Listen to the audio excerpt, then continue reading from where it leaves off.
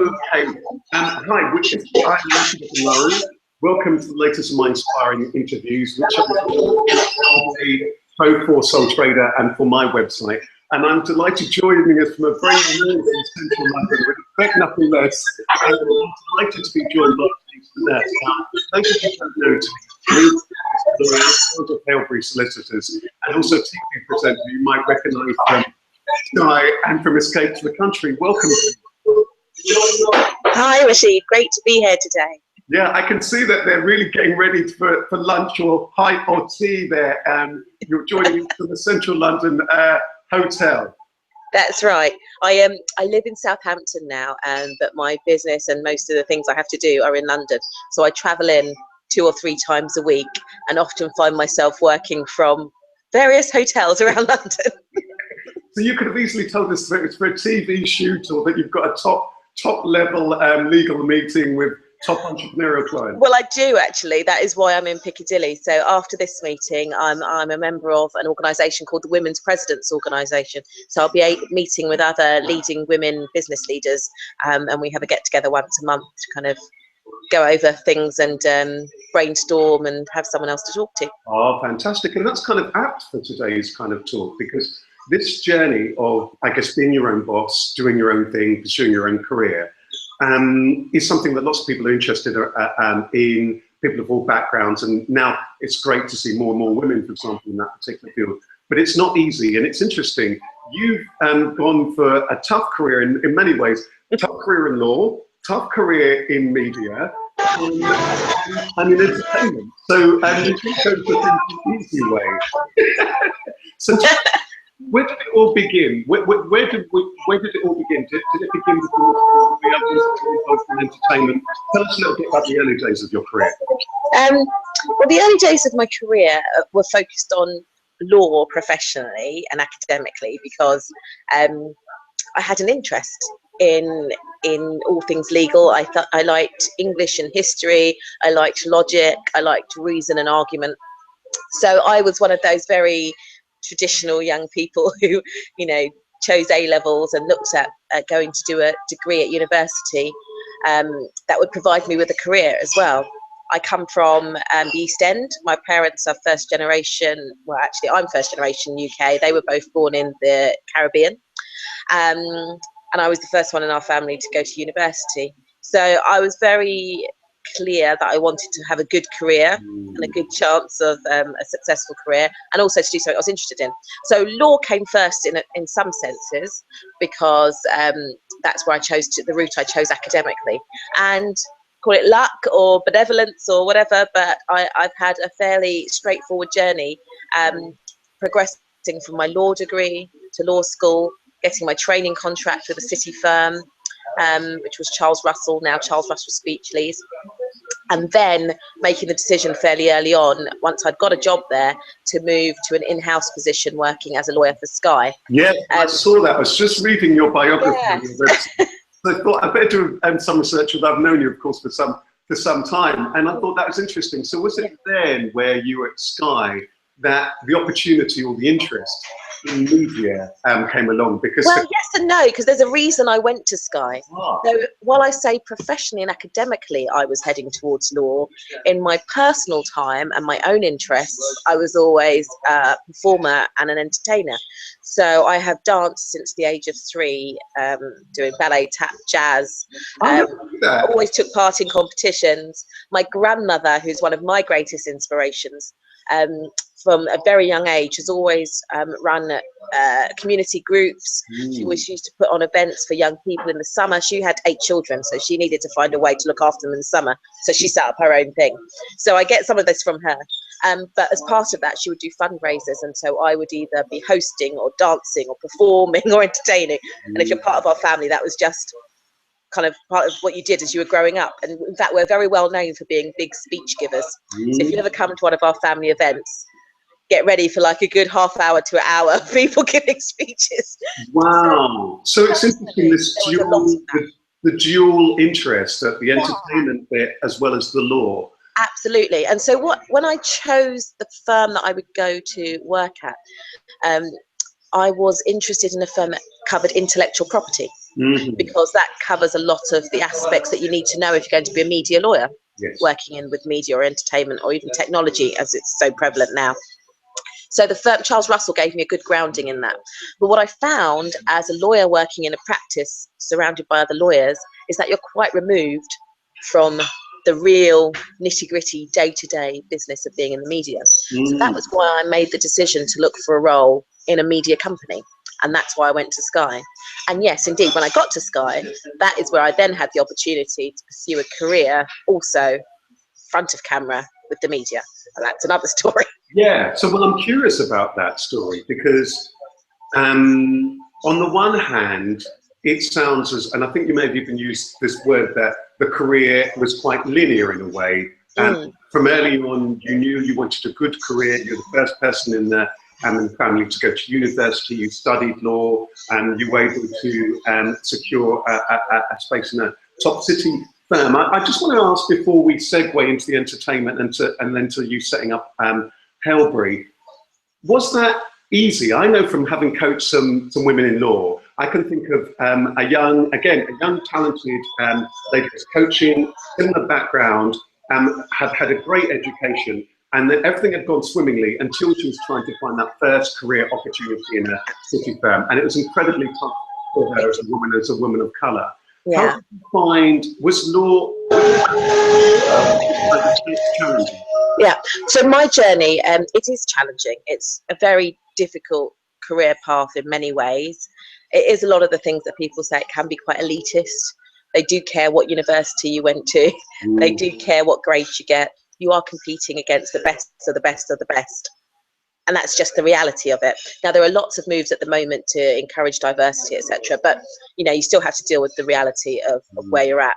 For me, I think what's gone in my favour was all the things I just talked about the things I did outside of the law, I think gave me a level of confidence and self-assurance, so that when I present myself to people, I come across in a certain way. Now, I didn't know that at the time, but a lot of that is good groundwork. So I wasn't just resting on my academics. The second thing, which kind of links into me setting up Halebury, there's always been an entrepreneurial streak in me, which again, I think lends itself well on my CV, especially at that time. So if there's a gap then, and I see something needs to be done, then I would often be the one who would do it. So at school, I loved dance. The dance provision at school was awful. I set up a dance club. Wow. And taught other people and choreographed for all the school shows because I wanted it to be a certain level, and the teachers, quite frankly, were netball teachers, not dance teachers. At university, there was no African Caribbean Society when I got to Liverpool, which is where I chose to study. I was shocked and I thought, well, this can't be right.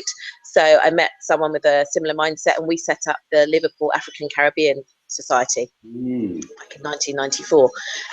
So it's those sorts of things I think gave me good grounding in how to... Couldn't make it up, could you? Oh, no, you couldn't make it up. But it's fascinating. I mean, it's absolutely fascinating. So, Denise, that's a good moment to pause you, because what you're saying is so powerful that there was this recognition that, which maybe over time you highlighted that you recognised powerfully, that these other skills, the passion for dance and so on, being creative and so on, that was very useful because you were used to performing and putting yourself forward and being comfortable, even though law is challenging in that environment that you said, you know, where, yes, you've got to be the best in many ways because it's a very competitive kind of environment. And then recognizing that there was always this entrepreneurial thread, you know, when there wasn't the dance provision, you set up the dance club at that school. When there wasn't the Afro-Caribbean Society, you set one up. I mean, it's interesting because I can't help but ask, I mean, that is true entrepreneurialism, isn't it? I mean, that is what it's actually about. Tell me a little bit about then the moment when you decided that you wanted to set up your own law firm. One thing to accomplish quite a lot in law, and another thing then to decide, even if you know you're entrepreneurial, to think, actually, I'm going to go it alone. Can you tell us about that? Yeah, I can tell you about that. One of the things I identified when I worked in private practice is that it's not only challenging to get into a law firm, and just to go back a bit, to answer the question of how I actually managed to get that, the last thing I'd say was important was focus. So there are lots of firms out there, it's really quite challenging, but I was very clear. I spent a lot of time thinking about what exactly I like doing, what do I love, at that time I loved family law and IP, and then I sought out firms that did that. So I was very clear in my applications about what it was about that particular firm, why I wanted to be there. I don't know if that's why I got the job in the end, but that made a difference to me. I was very focused. So I may not have applied to thousands of places, but I was really clear. I wasn't just scattergram. I was really focused on what I wanted, what I needed to do to get there. However, that said, once I'd got trained and qualified, I looked around and I thought, this environment is not going to be for me long term. I do not see myself and the way I behave fitting into this culture. I do not aspire to be a partner in this law firm, and to be fair, in any other law firm that I see around me. It wasn't something particular against them, it was just the way traditional law firms operate. So I already had a seed in my mind quite early on that if I was going to pursue a career in law to the highest level I could, I would likely set up my own firm at some point so that I could do things the way I wanted to. Whether I would ever have done it is another question, but opportunity presented itself in that when I was at Sky, I won a competition to become a presenter, and that's how my whole new other career started. Now, that was fortuitous because I ended up with an opportunity to take a break from my legal career and the very linear line that I was on and do something different. And so 6 months it was meant to be at the front start. And that just gave me, again, a whole new set of courage and a new perspective on what I was doing and why I was doing it. And it allowed me to appreciate my legal career, and it allowed me to reassess again, seriously, if I want to pursue law any further, or do I want to go into a new career, how will I do that? Why will I do it? So that was the genesis of Halebury. And the third fortuitous thing was my business partner. She was a trainee with me at Charles Russell, and actually it was her who came along with this idea of setting up a law firm, and she wanted a partner to do it with, and I was at that same point in my career. So it was a meeting of minds at the right time and being willing to take the opportunity.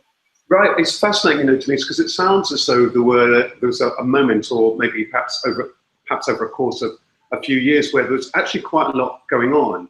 This establishing your career, this moment where you would recognise that here was this opportunity for your competition and so on, and then actually another trainee who actually also had this idea of being their own boss. And I'm curious about the moment where that opportunity came forward for you to put yourself forward to present. Yes. Was a moment of nervousness, thinking, well, actually, if I go down this path, that perhaps is that going to sidetrack me from the law, or am Absolutely. I seriously? Can you tell us a bit about that? Yeah. So the entering the competition actually is a funny story. I was the lawyer who handled all the terms and conditions for all competitions at Sky. So when the genesis of the idea came from the management, I was the one drafting the terms of how this would look. So I was very much looking at it from a lawyer, and I thought, oh, this is a lovely work initiative. It's just a way of employee engagement. So I didn't take it as a serious career path. I took it as a fun opportunity to see what it's like to be in front of the camera, since we work for a media firm, and that was meant to be the idea behind it. And there were lots of us from our department that entered. So I entered it quite, that was a bit of fun, to be honest. However, as it progressed, it became more serious, and I began to realise how much I enjoyed it. The nervousness didn't come until I was in the top 10, and then I became a winner, and then I was being presented with a real opportunity to follow a different career path. And then I thought, wow, I've been very much on one road for a long time. I've been resolute since the age of 14 about knowing what I want to do and what I'm good at. And I had opportunities to do performance work seriously before, but I'd always thought of it as a career that's even harder, to be honest, and more challenging than law. Less safe, get paid less, more risky. On that note, I think many people are watching this, especially on the Sole Trader channel. Many of them are creatives, artists, and it's interesting, isn't it? We know anyone in entertainment. It's from the music industry, film business, and I know actually again there's another link with Halebury because some of your clients are in those fields. That's right. They are among the toughest industries. So it's interesting, Denise, as an aside, it wasn't an easy path in any of the decisions. Do you laugh at that at times? Does it make you smile at some? It makes me smile, but also, to be fair, I think what in life is easy? if you want to do it at the highest level, you know, if I was sitting here and telling you that I was a female engineer, or I ran my own construction company, or, you know, even being a great mum to 2-3 kids, you know, what is easy? It's, you know, everything has its challenges. But what I've come to appreciate about myself more and more as I've got older is that what's most important is to do what you love, do what you're passionate about. And then no matter what the challenge is, it's easier because you relish it. On that note then, Denise, I mean, that's very powerful, because it brings us very powerfully to that moment when your career, I guess, was blossoming out in a number of different directions. The seeds of the birth of Halebury and the seeds of the TV career. The TV career you're probably best known for Escape to the Country. And I must say, one of the things I've noticed from watching you on that, there's a very naturalness to the style, which, as anyone knows who's presented on camera, it's not easy when there are all these different things going on. How did you find that career? Especially as you, of course, the entertainment bit had been there in the blood from the dance and everything else, but presenting at that level, national TV, BBC, and that's a big challenge. Lots of people looking in at you. I mean, how did you find that transition? Well, another interesting story there, and another little thing that I would say to everyone: you have to listen to your inner voice sometimes. And sometimes you do things and you don't know why you're doing it. You just know you need to do it. So before the competition arose, I was also, so another thing I was involved with, I set up a dance charity while I was working at Sky to help young people who were interested in street dance get the opportunity to work on professional theatres and to engage in other dance styles. So there's a lot of kids that were great at street dance, but it was to bring them into professional outlet. They would then meet ballet choreographers and contemporary choreographers and learn a few styles and get the confidence to work on professional theatres. So I was doing a lot of that, and as part of that I was hosting a lot of the events that we did to fundraise. And something inside me said, I really enjoy this and I do this a lot. I would like to explore it. So I paid for a one-day presenting course with a company called Positive, who I would highly recommend. Brilliant. And it was one day, and there was only 6 of us. It was a fair chunk of money, you know, relative to the fact that I had no intention to do anything with it. I just, as a personal ambition, wanted to just explore this. So I spent a day learning how to talk in front of camera, deal with auto cue, deal with talk back, you know, someone talking in your ear, interviewing people outside broadcasts. And you paid for the day, and at the end of it they gave you a tape, your show reel, and they gave you some tips. And they said to me, you were actually really good, you work for Sky, you should go and talk to some of the channel heads and show them this tape. And I left there saying, oh no thank you. I'm a lawyer. I just did this out of interest. I wanted to explore these skills. It's good to know that I'm good at it. I don't think I'm going to go and have those conversations though, but thank you, I've enjoyed the day. And that's all I did. It was 7 months later that the poster went up, and I had this thing for the competition saying, do you think you could be a presenter? Can you cut it? And I thought, oh, you know what, I should enter. As it turns out, in that top 10, 4 of us had all done that course for various different reasons. So I tell that story because I think I give a lot of credit to Positive. If you look on their site, there's a lot of great presenters who, if you look at them, they come across very naturally on television, and they work with people like that. But also, as I say, it was an inner voice. I couldn't tell you why I chose to do that. I had no idea a competition was coming up, and I was quite enjoying my legal career. But that Oprah, who's one of my idols, always says she doesn't believe in luck, and I'm the same. I believe in preparation and opportunity. So I keep talking about opportunities, but the fact is I was prepared when the opportunity came along, and I can take things seriously. And I love that combination of that inner voice thing, and I couldn't agree with you more. I think that there's something very powerful about that, and very often, isn't it, in your career, and I think particularly in business, when you just have this hunch that this is what I need to do, well, this is the way I want to go about this is what feels truest to me, and it may not bear fruit then, but at some point it does bear fruit, because that's the thing that's uniquely and authentically you. I wonder if that's a good moment then, Denise, to segue to touch on the entrepreneurial career, which I want to talk a little bit about before we close. Setting up Halebury and Solicitors, and you've talked about the traditional firms, and that you wanted to create something that was quite quite different to that. And I know that you've been an award winner for that through Precious Awards and perhaps elsewhere as well. Can you tell us about that different type of law firm that you wanted to create, and why law as a business? Yeah, so we're 9 years old now. It was 2006 when we had conversations, and 2007 when we set up. Now, I'll give you a brief summary of what lawyers do in the area that I work in, so you'll understand the difference. In private practice, that's a traditional law firm. You are one of many other lawyers who work in a building which is all about lawyers. So you become very inward looking. Your clients work outside, you work in your building, and you talk to other lawyers, and you become very specialist in particular areas. You're also very expensive, and it's kind of becomes a little bit of a closed world, I think, in my opinion. When you go to work for a company, you're what is called an in-house lawyer, and it really opens your. I don't know anyone who's gone in-house who hasn't had their eyes opened to the real world, and that is because you are now a function within a business. You see your role as the lawyer as to, well, this advice I give, what happens to it? Where does it go? What really counts? How do you assess risk? What's important for this business to help it flourish? And you become a cog in that wheel, and you have to engage with other professionals, from marketing to finance to IT, to business analysts, everything. So no matter what industry you're in, it changes the way you are as a lawyer. And what was missing 9 years ago was the ability to find lawyers with those skills who have been in-house, who could be accessed in a flexible way.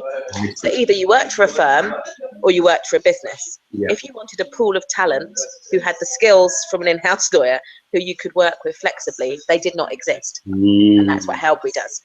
So Halebury provides access to senior talent and makes them available as a flexible resource to businesses. So it could be an interim resource to run a project, could be to cover a maternity leave, it could be where they've acquired a business and they need some help. We also do project management. So the other skill that we saw was missing, that you develop in-house, was how to manage and lead, and how to run complex projects, and how to deal with change and restructures and efficiencies. So things that are buzzwords in many other fields, believe it or not, are not for lawyers. Lawyers focus on the law, and all of these other skill sets tend to get left behind or just picked up by accident. So we have focused on building a team of lawyers who also have project management skills, and they go back into businesses to help them with structuring their teams, with becoming more efficient, with running complex global deals. That's very powerful. That's very powerful. Can you tell me, I'm fascinated, what was the vision of, how much of that vision of what Halebury would look like was there at its inception, and how much did you, because I get the feeling that you're constantly entrepreneurial, and that you may have started off with one bit of it and then thought, actually, we need to do this, or here's something else that people need. And I also want to touch a little bit on, I get the feeling also that Halebury provides an opportunity for those lawyers. Absolutely. And that is the third strand of the business. We wanted to offer an opportunity to lawyers at that end, because as a personal thing, I think when you start a business, there's always a need that you see that you would want filled, that you're going with. So for me personally, I wanted to have my new media career, but I didn't want to let go of my legal career. I still thought I had a lot to offer the law, and I could run projects. So I might not be able to be a full-time lawyer, but when I had downtime from filming, I could advise on a contract, or I could do both. Now that's more commonplace now, but 9 years ago, again, it still was a bit flexible working, doing two careers. That's, really avant-garde.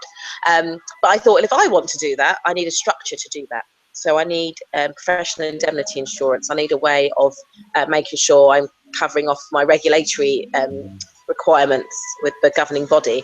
I need to make sure I have a mechanism for billing clients, etc. And if you go through the effort of setting all of that up, and I need it, then surely other lawyers need that as well. So that was part of the genesis. Also, for those lawyers, the thing that they're often missing is confidence. And again, believe it or not, these are high-flying, successful lawyers, but they've been in a very linear career for a long time.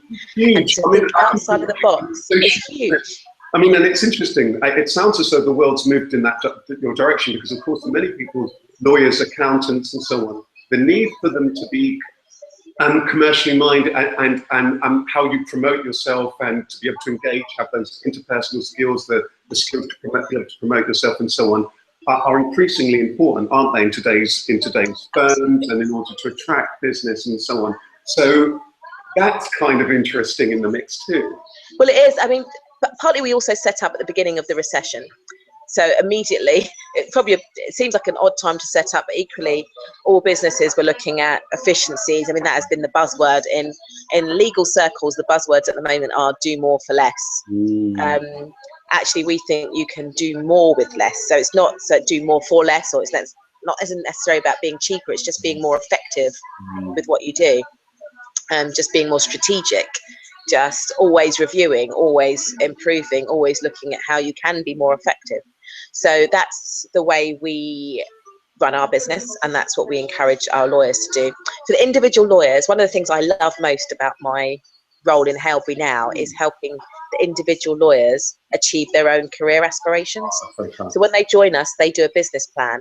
And what I'm saying to them, this is someone who might have had a 20-year legal career and has been top of the tree in a business, and they step off and they join us, and I say, okay, do me a business plan of where you see your own career over the next 3 to 5 years, and what we're going to do is support you in getting there, because they want to work for a range of clients. They want to make the most of their network. They want to make the most of all the wonderful experience that they've had. They just don't know how to do it, and we have a whole load of clients out there who want access to this talent.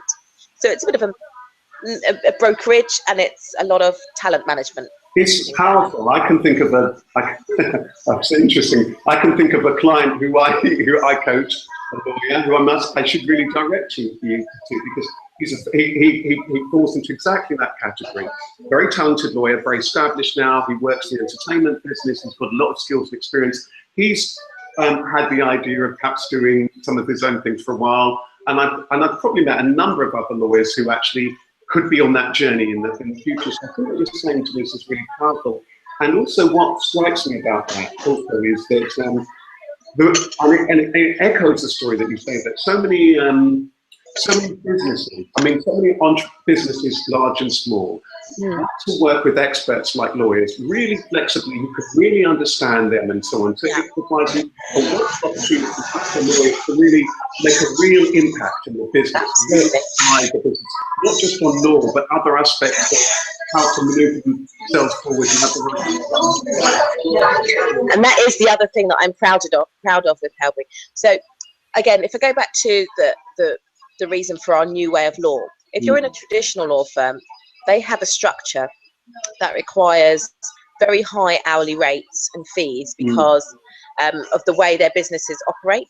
And I won't go into the detail, but there is a reason that it works that way, which means it lends itself to only working on very big corporate deals or deals where they can soak up those kinds of costs. If you approach them as a lawyer and say, I want to do something for a small business, it has to have an impact. It will have an impact against the hours that you spend doing the high ticket work.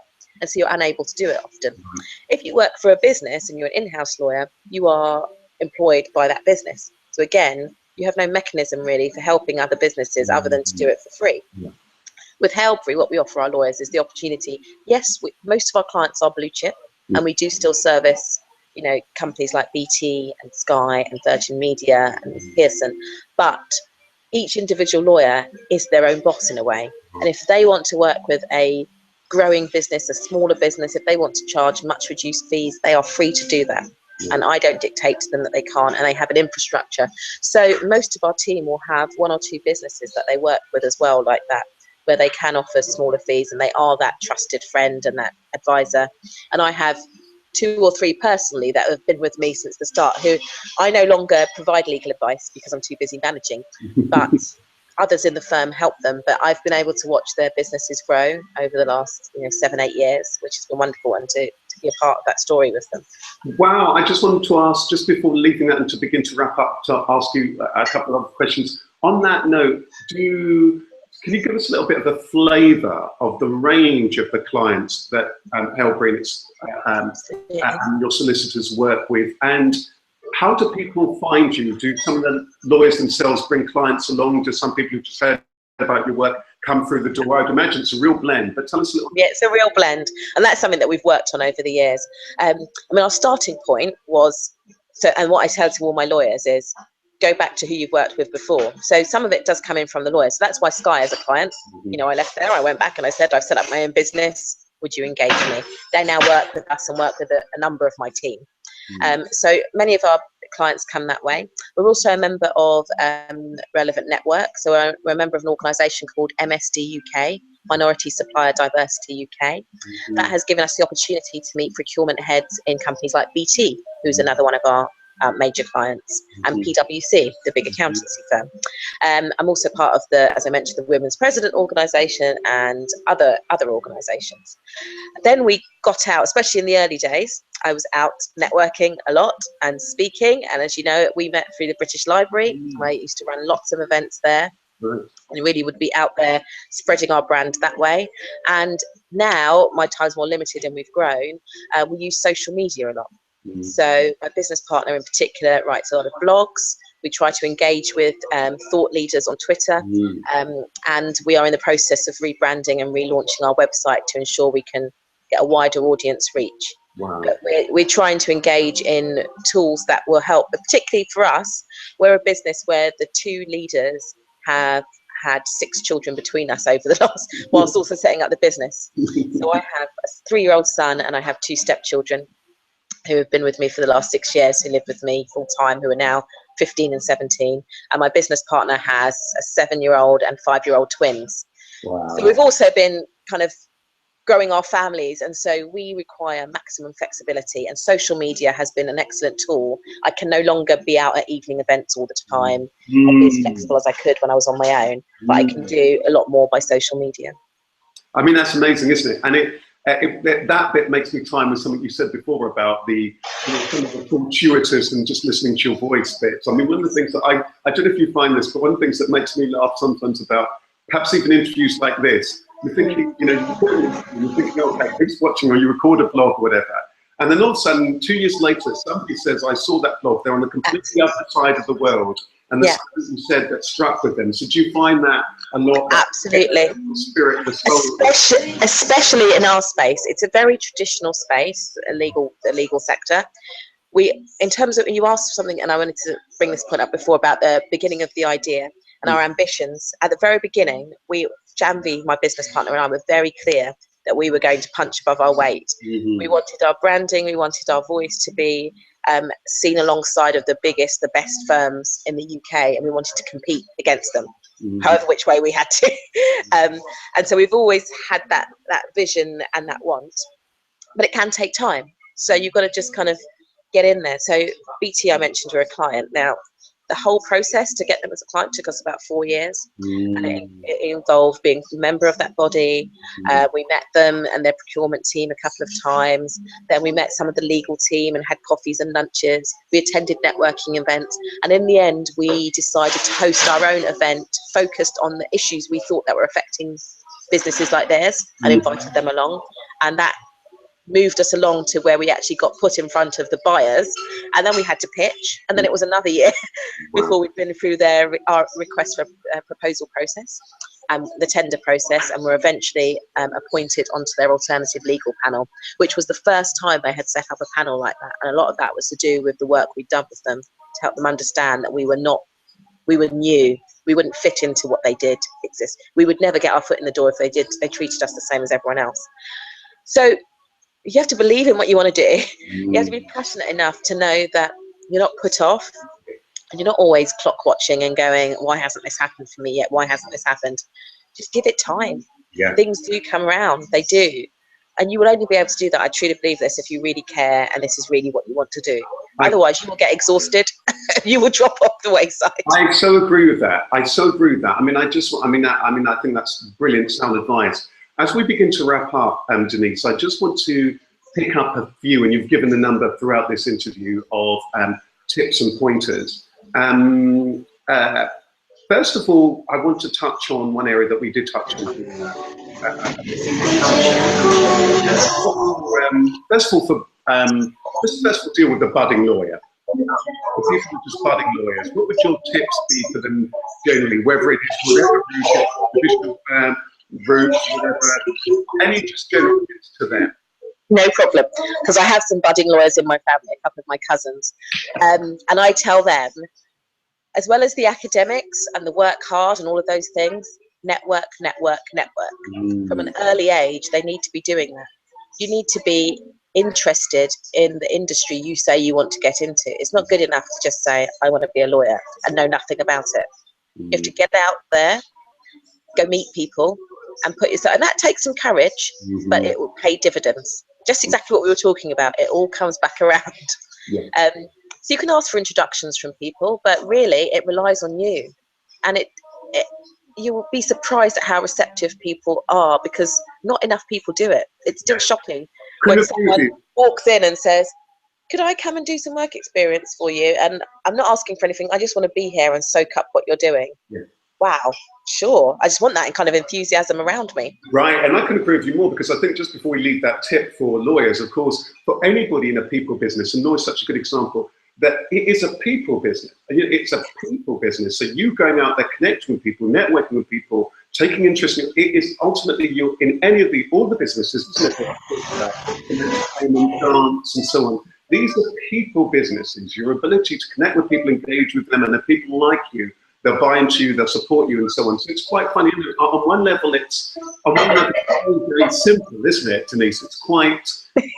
And I think it's surprising. I'm not going to say, yeah, obviously, as I say, you have to be good academically and know your law, but it's just immerse yourself in it. I used to go sit, I'm not a criminal lawyer now, but I used to go and watch trials in the Old Bailey. I used to go to my local court. I used to look for avenues that I could access. So don't always think, I can't do it. Don't think, oh, well, I don't know anyone in a big law firm and they're so exclusive, I'll never get a chance to put my foot. That's thinking about what you can do. Look at what you can do. There are firms up and down your high street. It may not be exactly what you want to do, but walk in there, ask if you can do something. Right. Probably they can introduce you to someone.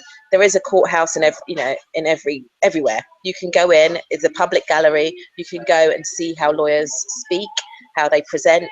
You will pick up skills. Right. There are so many ways you can do it. So I would say the more you do that, the more confidence you will have, the more doors will open. And that would be my one biggest piece of advice. I think that's brilliant advice. Let's touch on now maybe the toughest one. Yeah. Those people who want a career in entertainment. Now it's interesting. Yeah. Right, isn't it? That's tougher.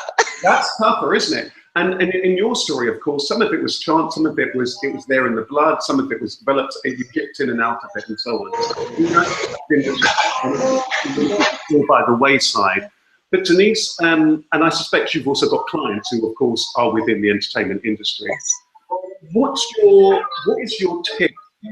And I don't want to get myself going about this topic, but it's dear to my heart as a coach too. What's your tip for those people who are starting out, or they're even within that tough industry of entertainment? Well, it is tough, I have to say. Having kind of dipped my toe in it, so to speak, I do see it as a little bit different from the way I've described law. In that, unfortunately, I still think to be really successful, there is still an element of who you know in that business. But then that just brings you back round to network. Get in there and do what you can. But I think there are many more opportunities now because you have access to the internet, to video technology and all sorts of things where you can do things for yourself. And so the one thing that I think will emerge more and that I think people should do more is to create for themselves. I agree. Create for yourself and get it out there. Again, the kind of moaning about things aren't there for me, I can't get in. Sometimes you just got to do it yourself. I think I couldn't agree with you more. I remember years and years ago now, probably coming up to 10 years ago now, and when I was, I was, as you know, a coach with a background in media and so on, I'd always wanted to do my own show. So I did my own pilot. It was very expensive. And so on. Your own thing. It's the proof, it's the proof of the pudding. And you then have content. You've got to. Absolutely. You need that content. You need and then people can see, this is what you can do. and they see you. I remember years and years ago when I was pursuing music, everyone sent out demos, and I thought, no, let me create a video and send them a video. So I think there's something about being creative and being bold and just going for it and trying to create your own doors again. You have to. And then again, people will look back and one day they'll go, oh, I was lucky. How did he end up there? But you've done all that work along the way, and eventually someone sees it, or the right time comes along, or the right opportunity. But in the meantime, you're doing it anyway. You're building up skills. You're giving your ability to get feedback, which I think is important in entertainment, because it does come down to what skill set you have at the end of the day. We can all learn things, but some have a natural ability in front of a camera. Some have to work on it more. If you want to write, then write. If you want to play music, then play music. You know, it sounds really basic, but I think it is that. And if you're holding down a day job because you need to pay the bills, I understand that, I do. But yeah, then you've got to put in the extra hours to do things outside of that. And again, if you love it enough, you will. And if you don't, I'm not advocating people kind of kill themselves to do things, but then accept that as well and take some time and come back to it when you can. But really wonderful. I'm a believer in we don't know how long our journey is and which twists and turns it's going to have.